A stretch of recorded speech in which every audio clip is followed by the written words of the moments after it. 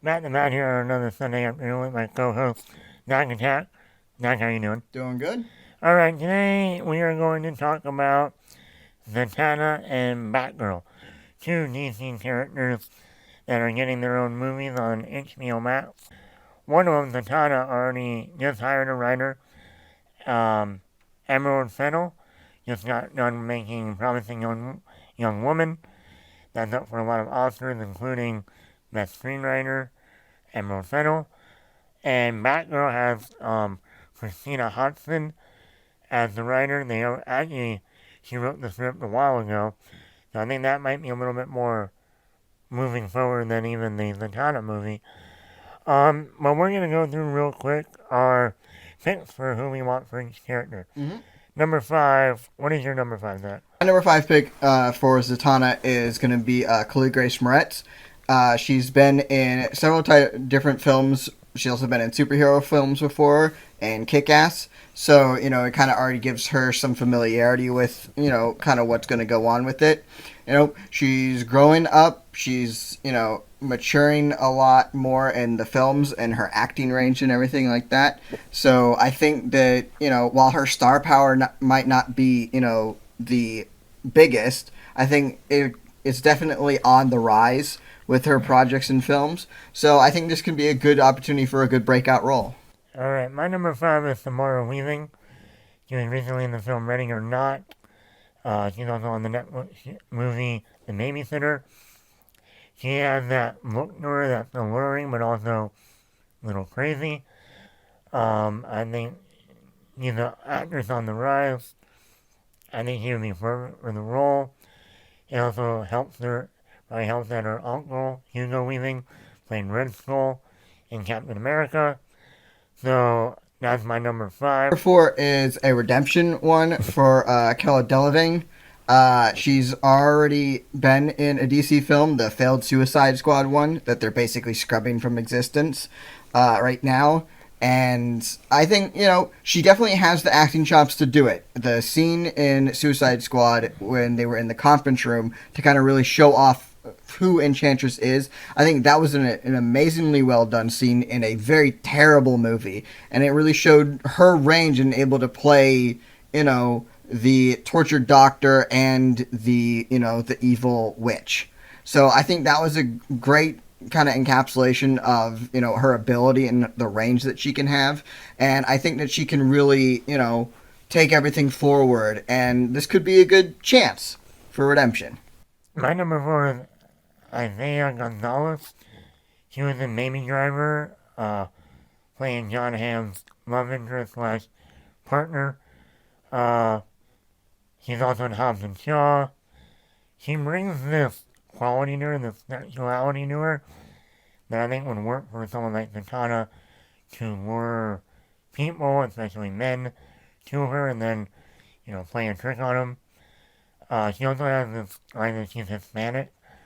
So the DC wanted to go in you know, not just casting a white girl like always. She, to me, would be the perfect actress to embody this type of character. My number three pick is Natalie Dormer. Speaking of white girl, so I think she's a good pick because she has name recognition and that stuff. Being in Game of Thrones, being in several other stuff, she has it there, and she can definitely Zatanna is not a Batman for the level of caliber of the character that they're kind of stepping into.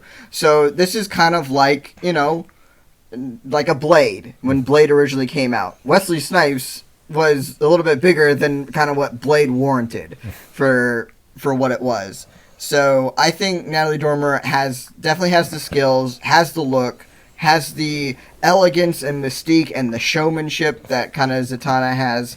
So I think that can be really easy for her to do in this and really kind of go to the next level. My number three is Kaya Scodelario. She was in the recent Pirates of the Caribbean, playing Barbosa's daughter. She was in the movie Crawl. I think she has a very good range as a dramatic, and as more. She's done the horror thing. Now I'm not saying they're going to go that route with this, but she has the look, especially in her eyes, and she's tall, and she has that, that body figure that I could see play that character. She has a dramatic chops, like I said. And like that, she brings a sort of a mystery to her Mhm. in every role she plays. And I think that, once again, would add to the character of Zatanna. My number 2 pick is Naomi Scott. So recently in Aladdin, recently in a lot of other films that are going on, but the kind of the theme that's been going on with her films has been that she's done great. In my opinion, she's done great in the films that she's been in, but some of the films have not hit been as good as they should have Like been. Charlie Daniels. Right, and stuff like that. But I think that she's done an amazing job in her parts of that stuff. So if you give her, I guess, less of an ensemble film where she can kind of, spread out more and kind of really take all of the spotlight with other select characters in there, I think that can be a really good thing to kind of, showcase that. Mm-hmm. My number 2 is Allison Brie. She was recently on the show Glow. She was also on the show Community. I think she brings this more cheerful or more, joyous presence to her. And if they wanted to go that route with Zatanna where instead of being serious all the time, be more, happy and, that could be a way to, once again, for her to lure people in and then, trick them. Mm-hmm. Plus, she has this, look to her face, always smiling all the time. She just has that, look to her that I think would work for the character. My number 1 pick is going to be Anya Taylor-Joy. Recently in The Queen's Gambit, she won a Golden Globe for that, for Best Actress in a Miniseries for that. So she definitely has this star power on the rise. I think this is kind of the next step, would be giving her a bigger film to kind of get into and kind of really dig down deep and expand more into something and try a different property. My number 1 is Anya Armas. She was recently Blade Runner 2049, playing Ryan Gosling's AI love interest. She's going to be in the new Bond as the new Bond girl in No Time to Die. If you've seen the movie Knock Knock, it's an Eli Roth film with Keanu Reeves, she definitely embodied Zatanna without wearing the outfit. Mm-hmm. She was mysterious, she played the sexy side, she lured Keanu Reeves into her trap. And then when you look at the costume and you look at her, picture her in the costume, it's like perfect. Like right off of, stepping off the comic book pages and in real life. Plus she's Colombian, Mm-hmm. so once again, they go with someone with an accent, or another country.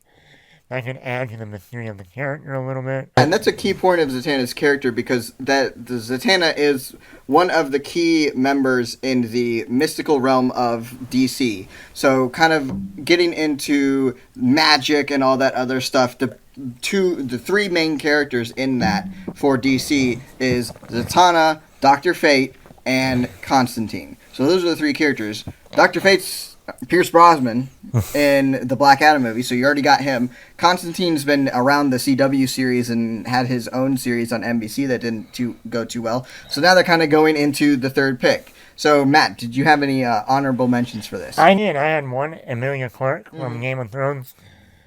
Obviously, you mainly know her from Game of Thrones playing the more serious role. But to me, if you look at movies like Last Christmas and Me Before You, she's playing this more joyful, funny side and more uplifting.